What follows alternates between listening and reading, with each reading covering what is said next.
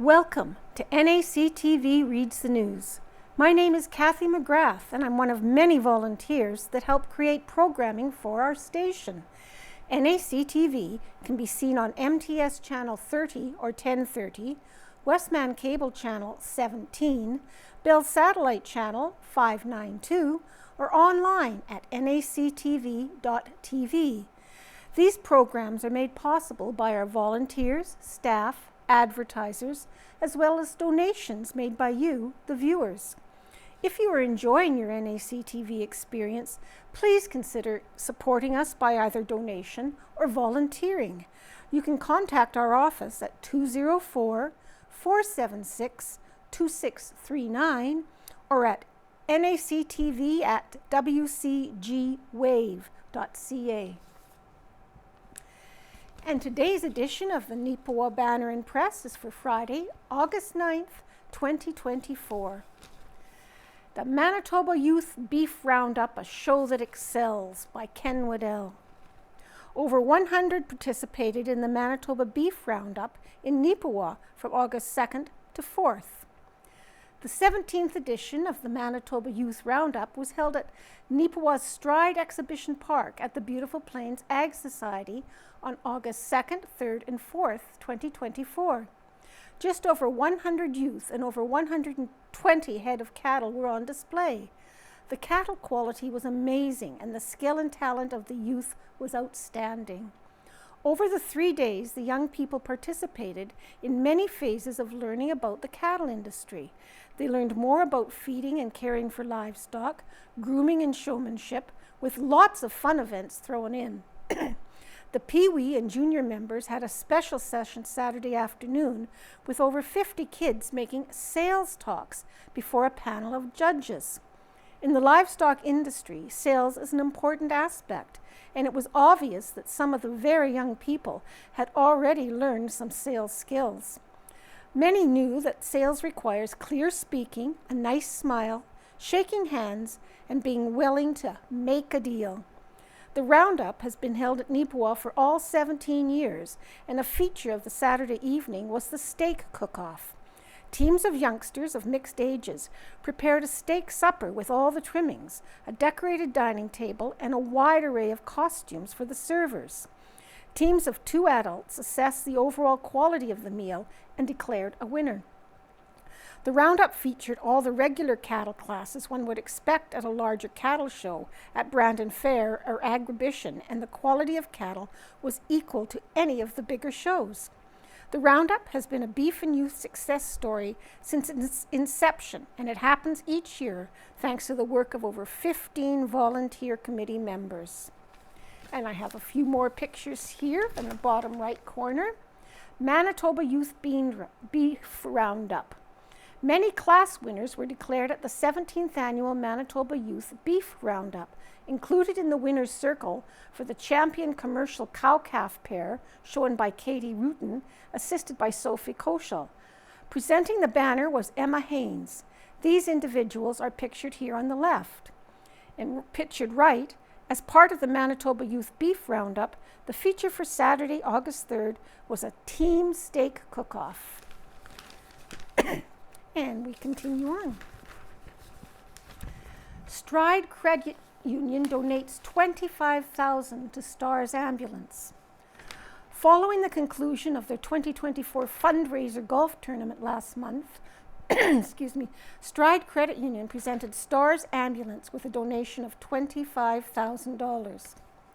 Stride Credit Union is thrilled to announce that as a result of our 2024 fundraising golf tournament, we were able to present Stars Air Ambulance with a check for $25,000. Several of our staff have been personally affected by the service that Stars provides. It was an easy choice to support Stars and their efforts in our province. We had a perfect day for golf, and we are overwhelmed by the support of our corporate sponsors, golfers, and volunteers. Events like these are at the heart of what Stride is about, and we are very proud to support such a worthy cause. Brent Budd, CEO of Stride Credit Union. On Thursday, July 18th, Stride Credit Union hosted a fundraising golf tournament at the beautiful Neepawa Golf and Country Club. Various local businesses contributed greatly to the fundraising efforts. Stride would like to acknowledge the generosity of our corporate sponsors. Thanks to their support, the day was a huge success. Platinum sponsor, Keystone Sports Excellence. Portage La Prairie Platinum sponsor, Rob Smith and Sons Backhoe and Trucking Limited. Cart sponsor, New Ground Meal sponsor, McLaughlin GM Media sponsor, Golden West Radio. Gold sponsors, Solutions IT, Pro Image Signs, White's Funeral Home, Neepawa Gladstone Co-op, MNP, and Christensen's TDS. This year's golf tournament saw 124 golfers tee off and enjoy the picturesque but challenging Neepawa Golf Course. Thank you to all of our golfers for participating, and to Landon Cameron and his staff at the Neepawa Golf and Country Club for their hard work. STARS Air Ambulance provides critical care to Manitobans and has proven to be a much-needed resource for rural Manitobans. STARS is a charitable, non-profit organization that responds to community needs. They rely on a funding model that blends support from several sources, including events like our golf tournament. The contributions from the tournament not only help us equip our critical care crew with the tools they need, but it also funds vital training programs and extends far beyond immediate medical care. Nobody that flies with STARS will ever receive a bill, thanks to our generous donors. Stride's commitment to their communities is so inspiring, and this tournament is a perfect example of that in motion. Angel Cuthbertson, Donor Relations and Development for Manitoba Foundation, STARS. And a new commemorative site installed at the Riverside Cemetery. A new feature began taking shape at Neepawa's Riverside Cemetery last week. This was the new Legion Memorial area. Seasonal staff were hard at work, and as of a public statement made by the town of Neepawa on Thursday, August 1st, a total of 400 stones had been laid for the commemorative area. The stones being laid also hold significance, as they are repurposed old markers that were used on the graves that had annual plantings. We are repurposing, recycling, and keeping a bit of our history, the statement said. The town also reported that changes and additions made to Riverside, including this latest one, have been met with a warm welcome. And looking back, 1974, equipment from agriculture's past. Harvest was a highlight at this time in 1974. This picture shows Al Hunt of Burnie. Hunt was straight combining rye that year. This combine is an International 203, and it is quite different compared to the modern machines used today. So, by Caspar Werhan, 125 years ago, 1899. P.W. Lipke has added a second forge to his blacksmith shop on Mountain Avenue and secured the services of Horace Hoole, late of Winnipeg. Mr. Hoole was 14 years employed in the railway shops in England and is therefore a reliable acquisition to Mr. Lipke's shop. Dr. Sharman, dentist, who has been practicing his profession at the west end of the M&M Manitoba Northwestern Railway, was drowned in Shoal Lake on Monday morning about 11 o'clock. The deceased was out in a small boat. He was heard to give one shout, fall over into the water, and rose no more. His father and mother are residents of Rossburn. A petition is being circulated to have the sidewalk widened from 8 to 12 feet from the corner of Brown's store to the corner of Burley's lumberyard. As this is really the busiest part of the town, especially on mail days, the scheme ought to meet with a hearty support. A proposal to establish a parcel delivery in town is being discussed. Instead of each firm being under the expense of keeping independent horses and rigs, one could be so employed as to meet the demands of all. The Dauphin Press says one of the enterprising citizens of St. Rose de Lac recently started a duck farm. 100 years ago, 1924. Franklin. Perhaps it may be due to our altitude, but it is notable that excessive evaporation of gasoline is frequently reported by owners of automobiles. Some are unkind enough to hint that it leaks into cans. Franklin. A collie pup 9 months old is not supposed to be so fleet-footed as a hound, but it ran down a jackrabbit on the sports ground the other day. 75 years ago, 1949, James Henry Monington, well-known citizen of Neepawa and one of the Dominion's oldest Legion members, marked his 91st birthday at his home here yesterday. Mr. Monington is a charter member of the Veterans Association and has participated in Legion Decoration Day services here and in Winnipeg for many years. Born on the Isle of Man, August 10, 1858, Mr. Monington arrived in Winnipeg in 1882. He helped build the first curb along Main Street and assisted in the construction of Ashdown's hardware store. The Riel Rebellion in 1883 saw him fighting Indians in true pioneer fashion. He was with the 90th Regiment, now the Royal Winnipeg Rifles, when he had joined the year before. 50 years ago, 1974, Alonza area residents and local officials are pleased with the results of a cleanup program organized to remove and clean up after an infestation of forest tent caterpillars in the Alonza area late June. The cleanup program provided for the hiring of high school students from Alonza and district to wash walls and remove caterpillars and cocoons of pupating caterpillars from about 160 houses and yards in the Alonza area. Through the Youth Secretariat, 35 students aged 14 to 17 were hired. They worked during the first 2 weeks of July and were paid $2.15 an hour. 20 years ago, 2004, the explosion of a natural gas pipeline that forced the evacuation of 100 residents in the Brookdale area 2 years ago could have been avoided, a new report says. The report released last week by the Transportation Safety Board said cracks that caused the April 14, 2002 pipeline blast could have been detected with a more up-to-date equipment. It also found natural gas was allowed to escape for 8 minutes before the necessary because monitoring equipment used by TransCanada Pipelines didn't alert company staff in Calgary Control Center that a rupture had occurred.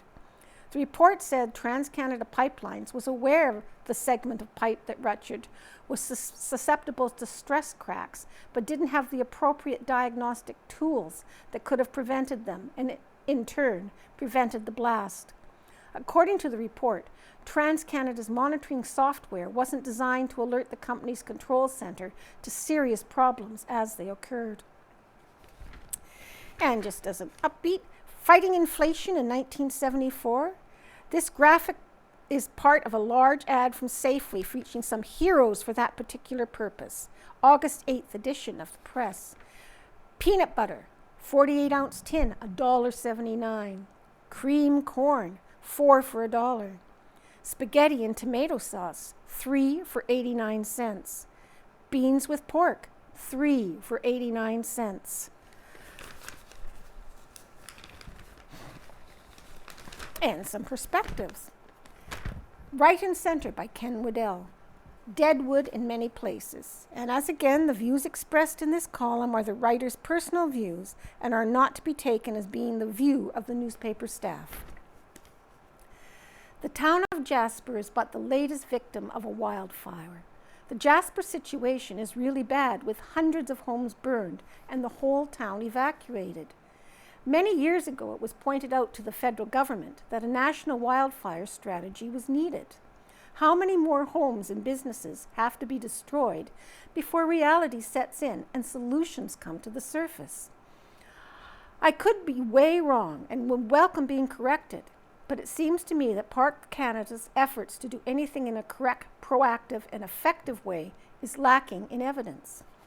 I am told by people familiar with the Jasper situation that Parks Canada has been warned for years about how dangerous the dried out dead trees affected by the pine beetle are to the environment.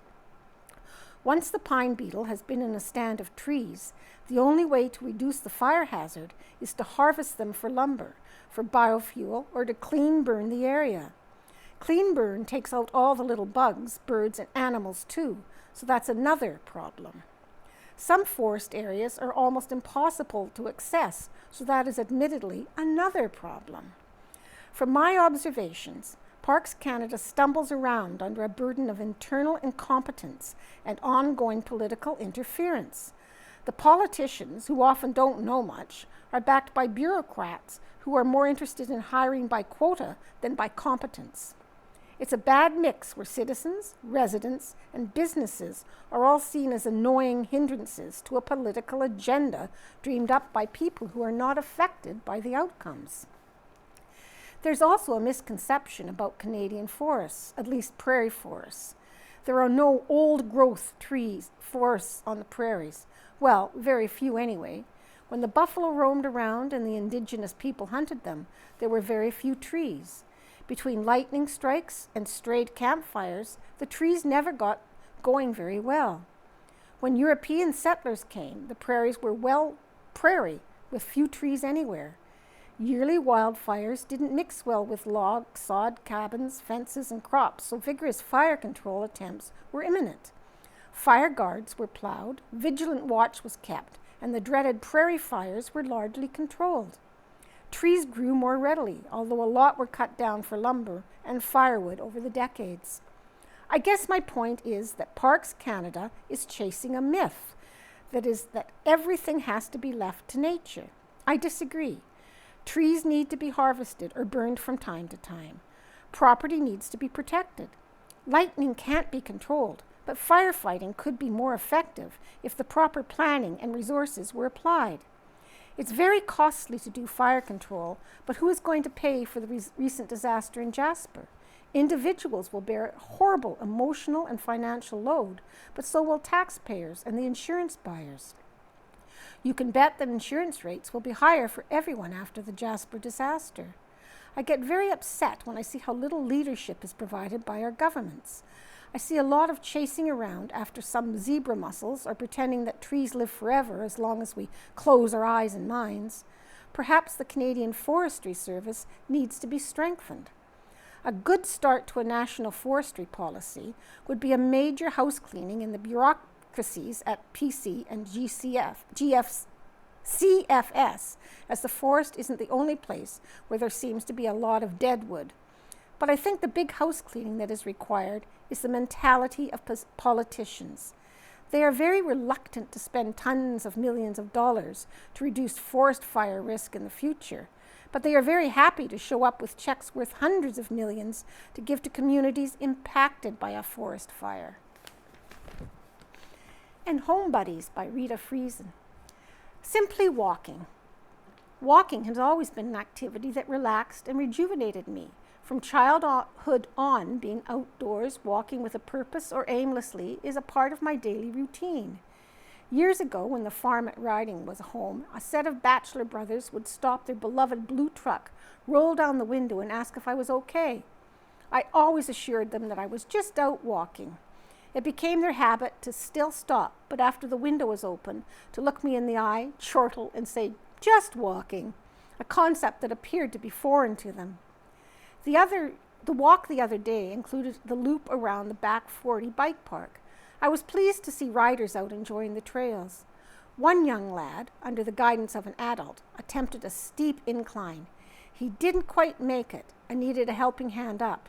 As I witnessed the care provided and the new route carefully chosen, I wished for an opportunity to speak to them. The scene took me back to my early days of bike riding, borrowing a neighbor's bike to learn. The soil in the area was sandy, and therefore one needed strength and endurance to get anywhere. There was the summer we visited cousins living in Charleswood, back when it was almost rural, and my first experience riding on pavement and down an incline. Let's just say there was an inglorious dismount involved, which was a practice run for the bike and barge tour that my friend and I enjoyed in Holland to celebrate my 70th birthday. There was also an inglorious dismount involved, much to the consternation of the owners of the bike and my co-riders. Not certain who was more worried at that point, it is safe to say that one bruises more easily as one ages, for I spotted several magnificent blacks and blues. The walk led me through an area of dried grasses. I could smell fall in the air. The goldenrod and asters were reminders of the season as well. The chokesterries are beginning to turn, and the swallows assembling on the lines. I'm not quite ready for a change in seasons. My favorite section of the trail is through the tall trees just east of the cemetery. Miss Daisy and Henry Hoover, former beloved dogs, loved this area as well, and would break into a run up the hill preferably. Airy, current canine companion, doesn't like the shaded trail at all. There is a contest of wills before we enter the north, and her resistance continues until we hit the clearing. No amount of calm explanation calms her. Obedience and a strong hand on the leash do win. I have no idea what causes her hesitancy. That is the only portion of the trail we walk that she doesn't like. The days slip away like pearls off a broken strand. Each one is precious and rare. It is time walking that allows me to meet the pressures of the days and weeks. It is time walking that allows me to take note of the changing scenes. It is time walking that allows me to continue to be me. And The Truth We Need to Hear, Faithfully Yours by Neil Stroschein. I have never been a huge fan of social media. I recently closed my Facebook account. I still use Instagram and have become very selective in the content I watch on YouTube. I follow several do-it-yourself channels hosted by wood and metal workers and small farmers using sustainable practices to improve their soil, control weeds, and conserve moisture.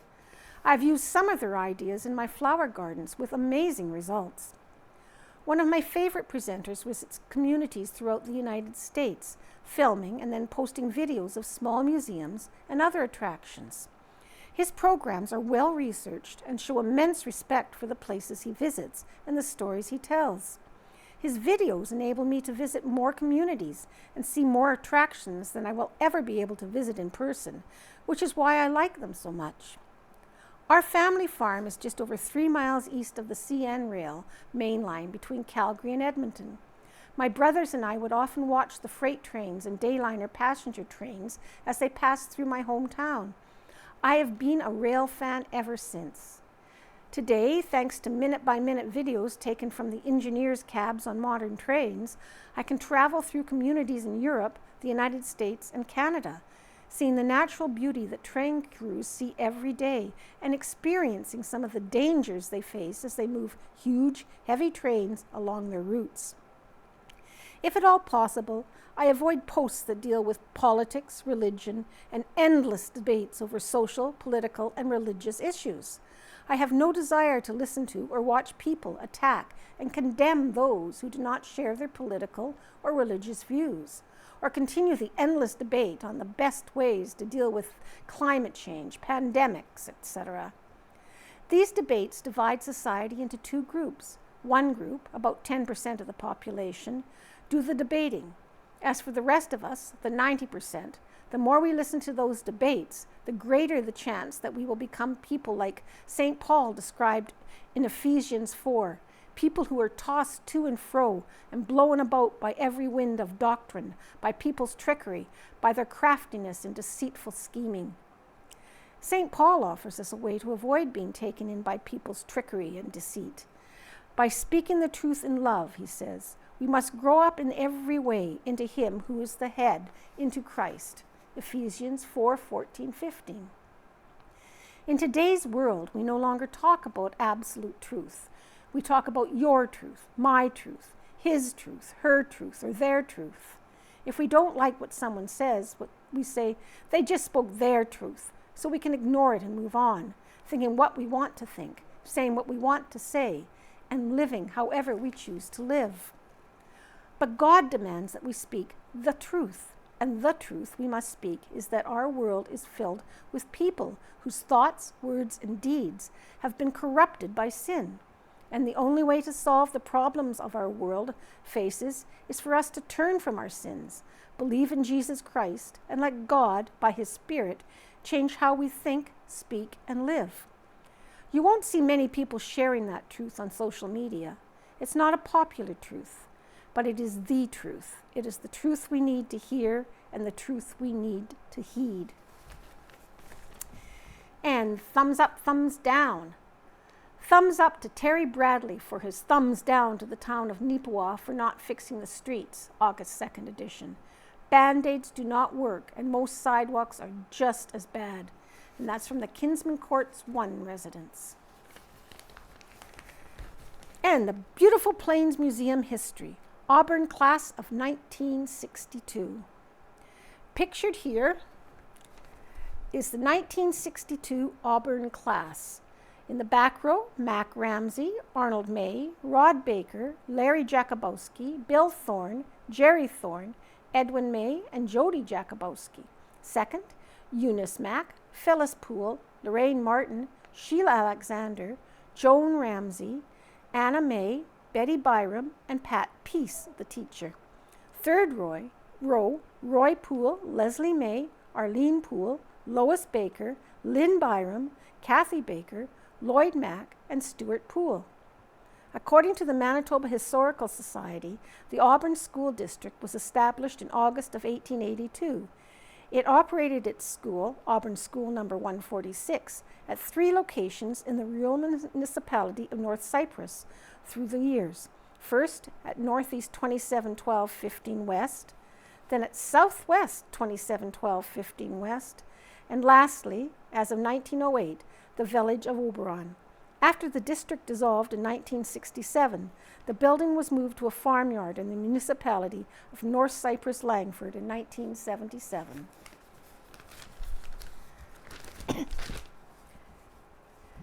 And Out of Helen's Kitchen by Helen Drysdale. Today's feature is chocolate cake. It is no secret that one of the most loved flavors is chocolate. Chocolate, derived from the seed of the cocoa tree, was used by the Mayan culture as early as the 6th century AD. The Mayans and Aztecs believed the cocoa bean had magical or even divine properties, a gift from the gods. Cocoa beans were considered valuable enough to be used as currency.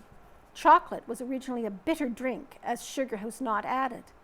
Columbus was the person to introduce the bitter drink to Europe, where it soon became a luxury item associated with wealth and status. Spain was the first country to consume cacao in sweetened form, adding sugar or honey to taste.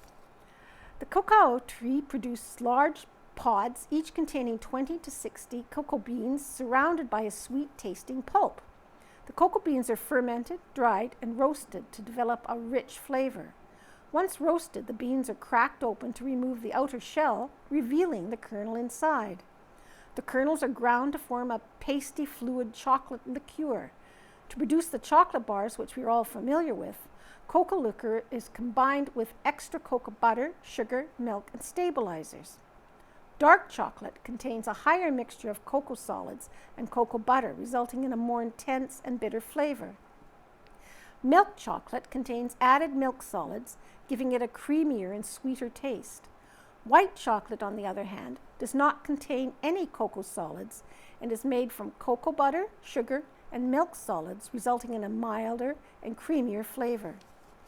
In 1828, a Dutch chemist named Conrad Johannes van Houten invented a process to remove the bitter taste from cocoa powder. This process resulted in the creation of cocoa butter, which could be used to make chocolate smoother and creamier. The first chocolate bar was created in 1847 in England by Joseph Fry, who discovered a way to mix cocoa powder, sugar, and cocoa butter to create a solid chocolate bar suitable for widespread sale. By 1868, a company called Cadbury was making boxes of chocolate candies in England, and in 1875 came the first Cadbury Easter egg.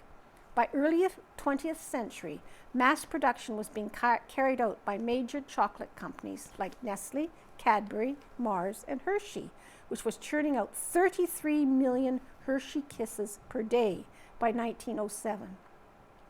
The Cherry Blossom is a uniquely Canadian confection, as is Mr. Big, Crispy Crunch, Coffee Crisp, Smarties, Wonder Bar, Jersey Milk, and Cadbury Caramel, to name a few. While we eat our caramel, we're pondering the caramel question. How do they get that caramel inside? Chocolate has even landed on the moon with the crew of the Apollo 15 mission in 1971. And RCMP Report. Beware of an ongoing online romance scam by Sergeant David Taggart. In the month of July, the Spruce Plains RCMP had 348 occurrences. We stopped 2 drivers whom received roadside suspensions for drinking and driving. We had a report of an impaired driver on a quad. The driver was stopped but found to be sober, but the driver had a warrant for his arrest. He was arrested, and a search incidental to the arrest revealed he had stolen property on him. The quad driver was also charged with the theft. We received a report from the sheriffs of a man discharging a firearm outside the court office in Minnedosa while court was in session. We quickly attended and located the man responsible. It turned out he was authorized to shoot crows within the town limits. When vehicles, property, or firearms are reported as stolen to police, one of the main things they will ask you for is the serial number, vehicle identification number, the VIN, of the item. The Canadian Police Information Centre, CPIC, is a database that Canadian police agencies across the country use to record stolen items and can be used to return property to its rightful owners. If you are purchasing an item and are worried the item may be stolen, you are able to check online. CPIC is available for the public to use, and all you need is the serial number, VIN, that is especially useful for check on big transactions like purchasing a car. You can access CPIC at www.cpic-cipc.ca. Speeder of the month. In the month of July, we stopped a 49-year-old male driver from Winnipeg going 165 kilometers in a 100 zone. The driver was served a serious offense notice, which will put his driver's license under review. Anti-fraud tip. Romance. A scammer persuades you to enter a virtual online relationship so the scammer can gain your trust and affection. This can occur through email messages and fake profiles on social media and dating sites. Eventually, the scammer may ask you for money to join a business venture, invest in cryptocurrency. They might need money for travel or a medical emergency. Look out for these red flags and be suspicious. When someone you haven't met in person professes their love to you, if the person wants to quickly move to a private or different mode of communication, if they always have an excuse not to meet in person, if you receive poorly or oddly written messages, sometimes even addressing you by the wrong name, if the individual claims to live close to you but is working overseas, if they act distressed or angry to guilt you into sending money, if the individual discourages you from discussing them or their situations with your friends and family. The Canadian Anti-Fraud Centre is finding that they are commonly seeing the combination of the romance and investment scams. In these scams, victims are contacted on dating apps or social media by the fraudster. After trust is gained, the fraudster will claim that they have been a successful investor in cryptocurrency and can help the victim also make money and get rich. So the doctor's residency program is underway in Neepawa. A long and winding road to Neepawa.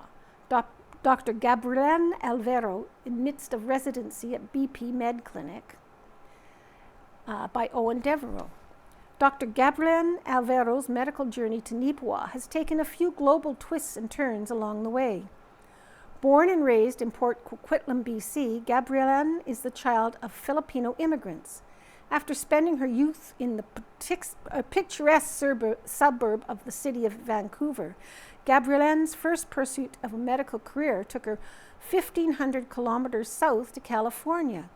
It was there that she earned a degree in biology at Pacific Union College while on a basketball scholarship. After that, she once again had to put up some frequent flyer miles, as her next educational pursuit was over 11,000 kilometers away in the Philippines. One of the programs Gabrielle was accepted into was the University of the East Ramon Magsaysay Memorial Medical Center College of Medicine. Dr. Alvaro would complete her tenure at this 4-year private college and return home to BC before immediately traveling 2,100 kilometers east to Neepawa to begin her residency. That is, of course, where real complexities of this tale begin. Even though Dr. Alvaro is Canadian, she is technically classified as an international medical graduate because of her schooling in a different country. In order to be able to practice medicine in Canada, Gabrielle had to take a QE1 exam, which is an 8-hour written test to assess critical medical knowledge. As well, she had to complete an in-person exam where she spoke with a patient and performed a case in front of a licensed physician. On top of all that, Dr. Alvaro, who is a born and raised Canadian, was required to take an English exam. She passed. Now fully approved, Dr. Alvaro is an international graduate, is required to give back 2 years of service in Canada, which should not be an issue. As for how this long-time resident of British Columbia found their way to Manitoba, Dr. Alvaro said that as an IMG, she was able to participate in what is known as the Canadian Resident Matching Service. It offers opportunities for residents across the country, and I applied broadly. Every single province. Some of the matches I was able to get were for Quebec, for Queens, Northern Ontario, and Manitoba, stated Dr. Alvaro. As for how it came down to Neepawa, I was able to have my interview with Dr. Brian Milligan, and it was just very easy to talk to him, and he was very positive about Neepawa and felt it would be very welcoming because of the strong local Filipino community. I was very happy to hear about that because in Port Coquitlam there were not many Filipinos. To hear that I would be able to be in a community where I can help other Filipinos as well as the Neepawa community. I was so happy and I was very excited to come here. Over the first few weeks of the residency, Dr. Alvaro has been quite happy with it so far. She says she's starting to see how this could be an attractive location for doctors. Everyone here is very supportive, especially our preceptors. All the physicians are very supportive in our learning. That's why I decided on Neepawa. And even if it's in rural, I am not afraid to move. I've been to California, to Philippines, living there for quite some time, and I was never afraid to come over here. And pictured at the bottom on the left is Dr. Gabrielle Alvaro, Port Coquitlam, BC. And featured in the top, left to right, Dr. Gabrielle Alvaro and Dr. Emma Ball have started their medical residency programs at the Beautiful Plains Medical Clinic in Neepawa. And a homecoming of sorts for Dr. Emma Ball, former resident of Neepawa, doing residency at the Beautiful Plains Med Clinic by Owen Devereaux. Though she and her family now call Brandon home, Dr. Emma Ball's formative years were spent right here in Neepawa. It seems only appropriate, then, that the young physician has returned to the same community, which in some small way helped shape her choices to pursue a career in medicine. For just over a decade, Emma Ball's family lived and worked right here in the land of plenty. When opportunities in Brandon came about, however, they moved to the city when she was 13 years old. It was at around 15 years old that Emma started thinking about medicine as a career option, as a museum visit with her grandfather on human biology piqued her interest. Just the more I saw, the more I was amazed by the whole complexity of the human body. It really gave me an appreciation of all these interlocking systems that make us function. I wanted to learn about all of these systems, and that eventually turned into medicine, she noted. After graduating from Neelan High School in 2014, Emma chose to study biology at the University of Winnipeg. From there, she advanced to the University of Manitoba's medical school program. A few years later, when it came time to begin her work within the residency program, Dr. Ball saw a familiar community name amongst the list of location options. I applied to a couple of rural residency sites and saw that Neepawa was one of those available. This is their first year having a residency program, so it was just very fortunate timing, said Dr. Ball. I came here as a medical student, and I knew I liked the medicine here, and I lived here when I was younger, so I knew the area and have positive memories of my time here. Dr. Ball's focus in her studies is family medicine, a specialty that smaller rural settings such as Neepawa are definitely in need of. But her residency is more than just that, as she must still do a lot of other things, such as hospital and emergency shifts, and even some OR time. Dr. Ball said the residence in Neepawa is more than just choosing a familiar location. She noted it has all the tools to educate and shape her into the physician she needs to be. One of the things that's been interesting in coming here is that it's still Neepawa, but so much has changed here. There's an expansion you are seeing everywhere, and that goes for the Beautiful Plains Clinic as well, What you have here is comparable and maybe even surpasses other larger centers, said Dr. Ball. There are a lot of supports in place here, from the administration to the doctors and nurses. Everybody is so nice and so good with being patient, as I learn. Yeah, just making things as easy as possible and putting the resident doctors in a position to succeed. A standard family medicine residency is 2 years in several different locations. For the first 4 months, Dr. Ball will be here in Neepawa before shifting to Winnipeg for pediatrics and adult emergency. Following that, she will do obstetrics in either Brandon or Steinbach. Neepawa, however, is Dr. Ball's home base, as around 50% of her 2-year residency will be done here. And pictured at the bottom is Dr. Emma Ball of Brandon. And Minnedosa Fun Fest is coming August 16th to 18th. The Minnedosa Fun Fest features a wide array of activities across the community from Friday, August 16th to 18th. Seen at left is one of the activities that could be engaged in at the 2023 edition of the Minnedosa Fun Fest wagon rides. For information on the activities taking place for the 2024 edition of the Minnedosa Fun Fest, see the Town of Minnedosa or the ad on this page, and it lists every day and every time and what's happening on that weekend. And Minnedosa and District Museum to host Heritage Day by Casper Wareham. And pictured, Heritage Day is an annual celebration of Minnedosa and District's culture and history. Pictured here and at the bottom left were some sites from the 2023 event.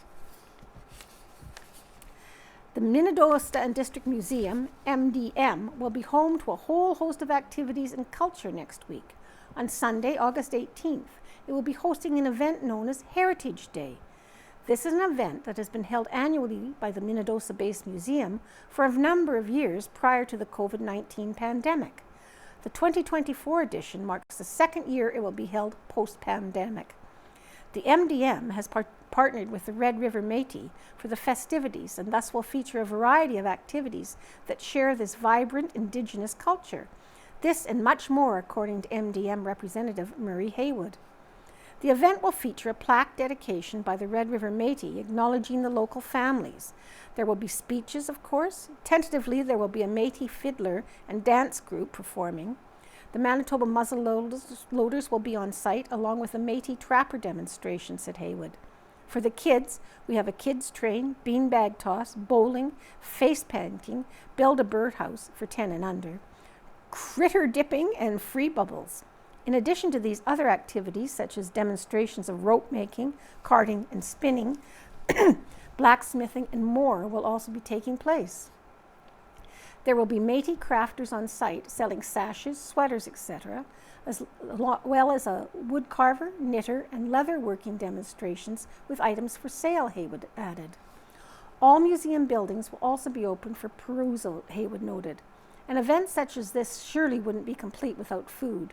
The concession will be open and the smell of fresh, deep-fried bannock made by the local Métis will be wafting in the air. 3 other notable groups will also be taking part in the celebrations. These are Victoria's Quilts of Neepawa, who will be putting on a quilt show and info session, the Minnedosa UCT with a 50-50 and Waves of Hope, who will be offering tickets to win a kayak. All those wishing to take in the Heritage Day activities may do so anytime between 10 a.m. and 4 p.m. on August 18th. And some sports. Minnedosa defeat Portage in Game 2 of Santa Clara baseball semifinal by Owen Devereaux. The Minnedosa Mavericks have sent their semifinal series against the Portage Padres to a third and deciding game with a 12-8 win on Wednesday, July 31st. After falling to the Padres 8-4 in Game 1 of the best-of-3 matchup, the Mavs needed a victory to stay alive in the Santa Clara Baseball League's postseason. Minnedosa would jump out in Game 2 to an early 4-0 lead before Portage replied back with 4 of their own in the top of the 4th inning. The Mavericks then scored twice in the bottom of 4 and then added 6 more in the 5th to secure a solid 12-4 lead. Though the Padres clawed back 4 of those runs in the final 2 innings, it wasn't enough as Minnedosa held on for the victory. Pitcher Devin Ford won the game, throwing 5 2/3 innings, while Andrew Richards came in late to secure the save for the Mavericks. Richards also helped by going 3 for 5 with 2 doubles and a pair of RBI and 2 runs scored. Also at the plate, Minnedosa's Luke Gugan hit a home run and added a pair of RBI. Josh McInnes also brought in 3 runs for the Mavs, as he was 1 for 3 with a double. The third and deciding game was played on Wednesday, August 7th, shortly after the Banner and Press publication deadline. Update results can be found online at http://www.ballcharts.com/scbl.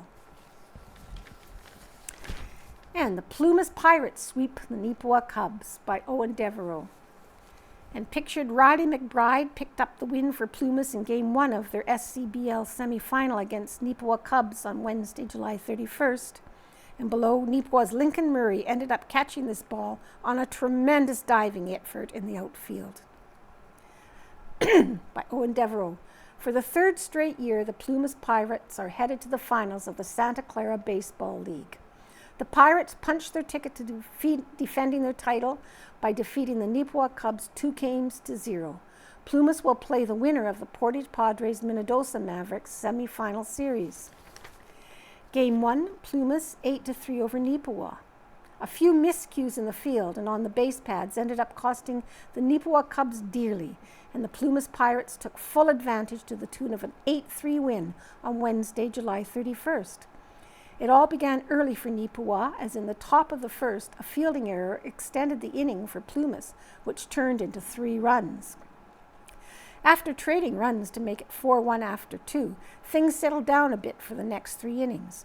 There were chances, however, especially for the Cubs. In the bottom of the 4th, a Neepawa runner was tagged out on third base on a very close play. Then in the 5th, Neepawa left a pair of players in scoring position. Finally, a Neepawa runner was called out at home to snuff out a chance to climb back into the game. In the top of the 6th and 7th innings, Plumas would score a pair of runs, while Neepawa countered with just 1 in the bottom of each of those same innings. Those results totaled out to an 8-3 final score. Picture Riley McBride earned the victory for Plumas, as he gave up just 4 hits over 6 innings, while also striking out 8 Cubs batters. Rylan Denbo, who came in as the relief pitcher for the Pirates, also contributed to the win by going 2 for 4 at the plate with an RBI and a run scored. Game 2, Plumas 6-2 over Neepawa. The Plumas Pirates sent the Neepawa Cubs home for the winter on Monday, August 5th, with a 6-2 win in Game 2 of their best-of-3 series. Rylan Denbo collected the win by throwing 6 1/3 innings, surrendering just 2 runs on 4 hits while striking out 5. The Plumas Pirates will next play the winner of the Portage Minnedosa series in Santa Clara Baseball League Championship. The best-of-5 is expected to start on Friday, August 9th. The location remains to be determined as of the Banner and Press publication deadline. And Stride Credit Union extends invitation to young entrepreneurs by Ken Waddell. Stride Credit Union is hosting an event in Neepawa for entrepreneurs 40 and under. It is one of 3 events being hosted by Stride Credit Union across the area. Kate Jackman Atkinson from Stride's Neepawa branch said Stride Emerging Leaders Committee is made up of 7 staff members from across departments and branches.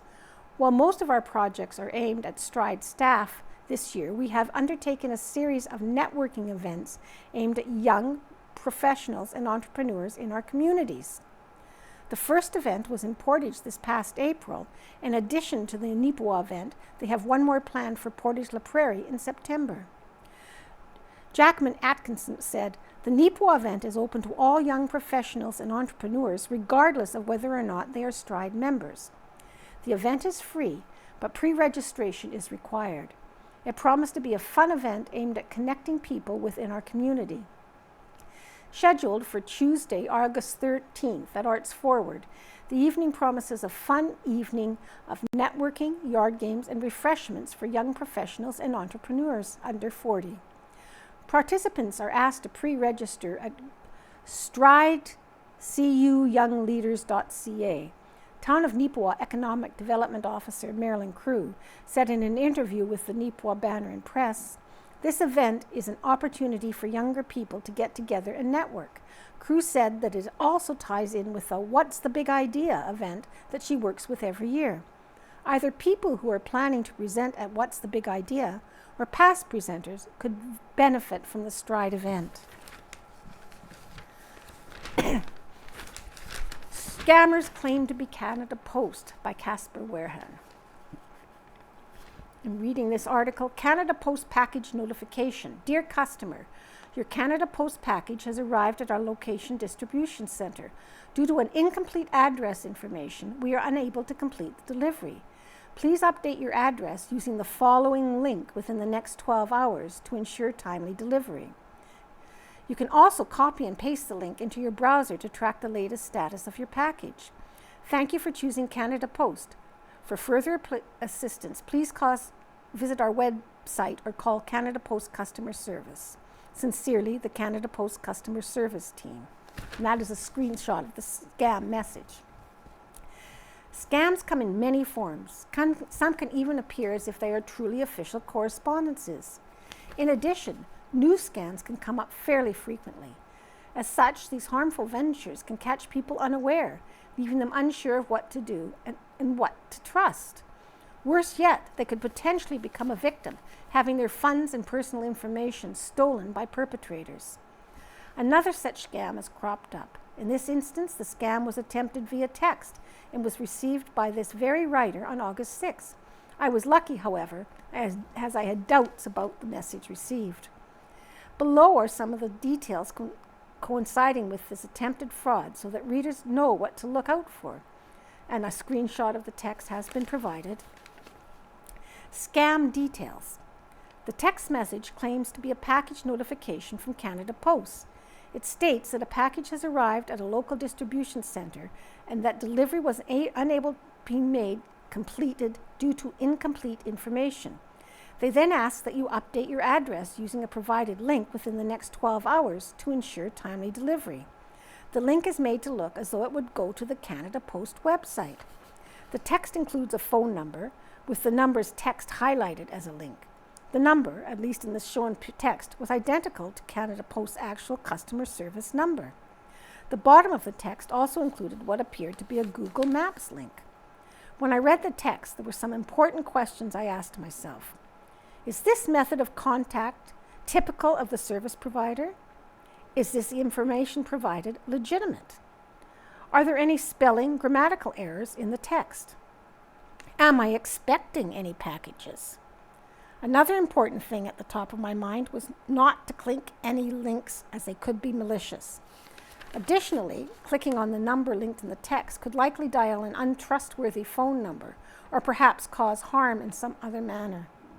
Upon answering these questions, my suspicions of the text were raised further. To be sure, I confirmed the Canada Post customer service number via their official website and manually dialed the number I knew to be safe. After getting in touch with a service desk agent, they confirmed that the message was a scam. I blocked the number and deleted the message. Recognizing and reporting scams. One of the recommended sources for information on scams is the Canadian Anti-Fraud Centre. The centre has services and information such as a list of known scams, details on how you can protect yourself, more information on fraud features, and how to report a scam or fraud to the centre. Additional resources with helpful information on scams also include the Competition Bureau Canada and the CRA, Canada Revenue Agency. When receiving calls, texts, or emails, it is highly recommended that the phone number or address with which you are being contacted is a correct and verified one, as well that the method through which you are being contacted is typical for the claimed company or individual. If there is any uncertainty, it is recommended that the individual receiving the communication hang up the call or abstain from replying to the message and look up the verified number for the company or individual contacting you. Then, call the company or individual for confirmation as to whether or not they were trying to reach you. Scams can be reported to the Canadian Anti-Fraud Centre either online via their website or by calling their toll-free number 1-888-495-8501 from Monday to Friday between 9 a.m. and 4:45 p.m. Eastern Time. If you have been a victim of a scam fraud, you are encouraged to also file a report with your local RCMP detachment. To make a report to the Neepawa branch of the Spruce Plains RCMP, call the non-emergency line via 204-476-7340. And the Friends of Rocky Mountain National Park book sale. And pictured, a photo by John Drinkwater. Thousands of books, DVDs, and puzzles were available on the 14th annual August Long Weekend Used Book Sale held August 3rd to 4th in Wasagaming. All monies collected go to support children's educational programs organized by Friends of Rocky Mountain National Park. And on the left, Dream Ride 2024. Photo by Rain Pryor, local journalism initiative. People were out biking and walking in support of the annual Dream Ride event recently. Those participating had their choice of a 50-kilometer ride, 15-kilometer ride, or a 15-kilometer walk. Funds raised by the Dream Ride supports Dream Factory, which makes dreams come true for kids battling life-threatening illnesses. Gary Forg, who is locally associated with Dream Ride, says 2 milestones were passed at the 2024 edition of this event. This is the first year they've had over 100 participants on the day of the ride, and additionally, they just passed $200,000 raised cumulatively over the past 5 years. Seen above, Dream Kid Evie, closest to the camera at right, at the lead of the 15th bike ride. And officially a citizen. Jean Bocart officially became a Canadian citizen on July 23rd at 2:30 p.m. A celebration was held for her in the activity room at Kisman Courts 2 on July 26 from 2 to 4 p.m. to mark the occasion. For part of the celebration, a presentation of a certificate and a letter to Bocart was made by Brenda Birch on behalf of MP Dan Mazier. This occasion was a long time coming for Jean, as she has been living in Canada and Neepawa itself for an extensive period. And Art and Nature Unite in Neepawa. $900 raised from the Margaret Lawrence Home Manawaka Garden Party. And just pictured, the Manawaka Garden Party was held at Neepawa on Saturday, July 20th. It featured a combination of artwork throughout several local gardens. The event was a fundraiser for the Margaret Lawrence Home by Owen Devereaux. The fusion of art and nature has proved once again to be a beautiful combination for the Margaret Lawrence Home and its Manawaka Garden Party. The event, held on Saturday, July 20th, featured walking tours of several local gardens, interspersed with a variety of beautiful and inspiring artwork. This is the third time an event of this nature has been organized and serves as a fundraiser for the Margaret Lawrence Home, MLH, to assist with its ongoing operation. MLH board member Blair Chapman confirmed to the Banner and Press that they were able to net $900. Chapman added $900 in admission fees and donations to the garden party. Chapman added that they are extremely happy with those results, as well as the overall response from everyone involved. Universally positive feedback from the artists, the yard owners, and gardeners, and those who took the tour, said Chapman. The people who came to visit were wowed by the gardens, and the comments I received from the artists is that they really enjoyed the day. Some were selling the art, and some were just displaying. Some were creating art during the tours, so it was a positive all around. The Manawaka Garden Party included a tour of the yard and garden in the Margaret Lawrence Home, as well as the gardens of Glenda and Joe McPhee, Leanne and Randy Dowd, and Colleen and David Taylor. As for the artwork, artists Elaine Rawlings, Carrie Wilson, Mary Lowe, Donna Lack, Nicole Delict, Winona Babbitt, and Susan Phillips provided the added enchantment along the trail. Melanie Burnett and Krista McKee also provided demonstrations along the way of spinning wool. A huge thanks to all those individuals, as the many volunteers aided in making the garden party something to remember. And that concludes the Neepawa Banner and Press for Friday, August 9th. I hope you enjoyed.